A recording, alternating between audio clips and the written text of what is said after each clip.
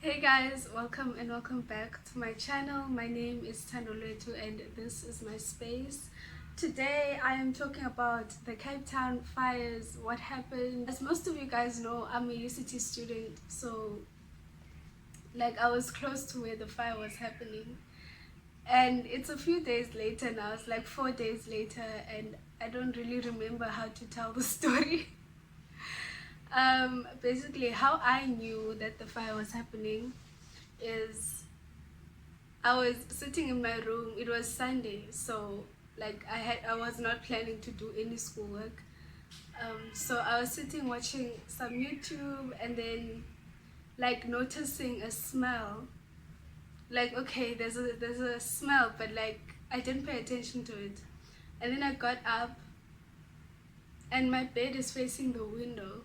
If you watched my moving into Ray's vlog, my bed faces the window, so I'm getting up now going to book my slot for lunch and go fetch my lunch because I was going to go to church at 6 p.m. so I wasn't going to have time to fetch dinner, so that lunch was going to be dinner. So now I get up and then I see this one girl taking a video with her phone, and I'm like, okay, what's happening? And then I realized, oh, there's a fire probably somewhere. And then I continued to walk to the dining hall, and then there was a lot of traffic. That was the most cars I've ever seen in that area at one time in my whole 2 years of being at UCT. From there I heard that there's a fire, it's at middle campus, and I was like, okay, sure, I hope it gets sorted out, but I don't think it's going to affect my race because my race is pretty far. And then I was even asking because people were walking with their suitcases, walking out of the races. And then I was asking at the dining hall, are we allowed to come in and fetch food? And they were like, yeah, why would we stop giving out food just because there's a fire? And I was like, okay. And then I called a few of my friends. I called two of my friends to check where they are, the ones who live closest to where I thought the fire was happening. And they were like, yeah, don't stress about it, we're fine, we're moving to the other side, it's okay. And then when I was walking back to my res, the smoke was so bad. Most of the time walking, my eyes were closed because there was ashes flying around and everything. And then I got into the residence, and the warden was at the reception area, and he was talking to a few people saying, tell people to pack and whatever, just in case we evacuate, and yeah, tell them not to panic or whatever. So I started checking on my mentees, where are they need to pack, and sending out the messages of what to pack. And then I started packing my stuff. Yeah, so the warden calls us down again. And it's so funny because I was expecting if something like this happens, because we do fire drills, so I'm expecting if something like this happens, we're going to be teaming up, working together, fighting for each other, checking on each other. No, our warden he was so stressed, he was so scared, and he was like, every man for himself, do what's best for you. If you feel like being outside right now is the best thing for you, do that. Then I tried to contact my mom because they told us, okay, if you live in Cape Town, then try to go home. So I tried to contact my mom. My mom was at a meeting that was ending in 2 hours, and she didn't have her car, so she couldn't leave and come fetch me. So I was like, okay, no, it's fine, I'll just go with the whole group, because I also didn't want her to stress, because I was like, I'm not even that stressed, so I don't want her to stress about it, and she doesn't even know what's really happening. After some time we left and walked to the station, where we got a journey to a UCT conference center at Waterfront. And from there we waited for 4 or 5 hours because there were so many people. Like, everyone was working so hard. Like, I'm not complaining because people were actually working hard.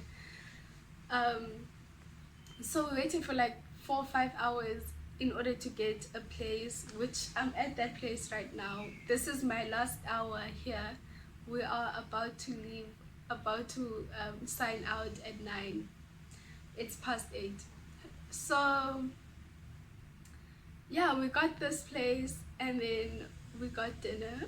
There isn't much more to say except I'm grateful for like how hard everyone worked, like how the university pulled through, like came through for us, and even like the sponsors, the companies who were coming in, and like the gift of the givers and everything, everyone providing food, clothes, all these things, like just being supportive.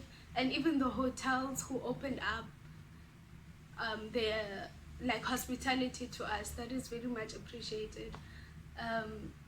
Yeah, there were even restaurants that were saying city students can come for free and stuff.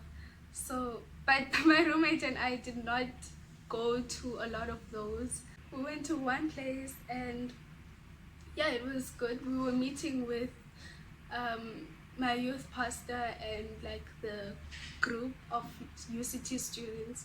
Something I wanted to share is the night before the fire happened, I had a dream. My roommate also had a dream that something was going to happen that day. Like, we didn't, like when we woke up, we didn't know what it was, but we knew that something's gonna happen. And like when I woke up on Sunday, I was like, there's something I need to do, there's something I need to say or whatever, but I didn't know what. And then I had a meeting with like the warden and he was like, it's going to be a beautiful day. And I was like, is it? Because there was something in me that's like, no, something's gonna happen. Friday morning I had read Isaiah 8 11 to 14. I'll put it up on the screen for you guys to see if like I'm quoting the wrong thing. But it's basically God saying that we shouldn't chase around conspiracies and like be afraid of conspiracies. Instead, we should trust in his plans and like have fear for him in our hearts, like respect for him in our hearts, and know that we are not in control. And then when my mom came the next day, she read Psalm 24, which said, the earth is the Lord's and everything in it. And then like I just had this feeling that like I need to tell people about Jesus. So if you guys are watching this right now and you are not saved, I'd like to just give you the opportunity to be saved, to know Jesus, to let you know that you need to be serious about knowing Jesus, because he is the only way to eternal life. He is the only way to see the Father. You can't go to the Father except through him. And to know that like don't live in condemnation, rather accept the gift that he gave us, that God gave us by sending his one and only son to die for us. I hope you guys enjoyed this video. I wanted to post it before I post the actual vlog. It will be up in a few weeks, and yeah, follow me on Instagram to see like updates on when it will be up, with my posting schedule and everything. The church that I started going to, I was amazed, honestly. I've never been like in an environment where I'm able to see the church moving to get to help people. And so the church that I started attending, like I was invited to, like I was added to the WhatsApp groups and everything. So like immediately the youth pastor was like, okay guys, do we need food? Are you getting food? Do you need toiletries? Did you bring your toiletries? Do you need clothes? You know, all these things. And then they made like hampers, like they stayed up to make hampers and like get people to donate and like to buy things for us, and then put together these hampers and delivered it to each hotel because like we were all spread out like amongst the hotels. So it was a great thing to see. I met some great people at the hotel. UCT is interesting, the people are interesting, and that is something for me that always kind of stands out, because like I'm this person who absorbs people's mannerisms.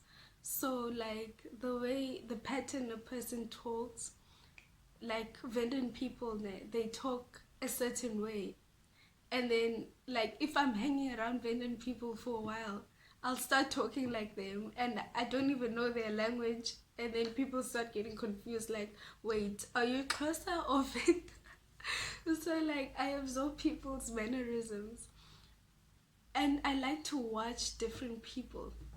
That sounds weird, but like I'm a sociology student, I'm an anthropology student. It's not weird, it is my major. So like I like to watch people, the way they act and different ways of being. So yeah, it was cool for me to be in that environment, meeting different people, like hearing different ways that they feel, and different ways, like sometimes they feel the same way but then they'll say it in different ways. It was cool. To a certain degree, it brought us to a place of being familiars with each other, even though we don't know each other. It was like we have this common thing, and it's less hard to talk to people. You're less suspicious of a person who comes up and talks to you. So yeah, it was great. Yeah, it was awesome. I hope you guys enjoyed this video, and yo guys, thank you to those of you who reached out to me like on Instagram and everything, asking, hey, I know you study at UCT, are you, and like I'm seeing that the campus is burning, are you okay, and all these things. Thank you guys for reaching out, checking on me, a stranger. Thank you, I appreciate it. Thank you for watching this video.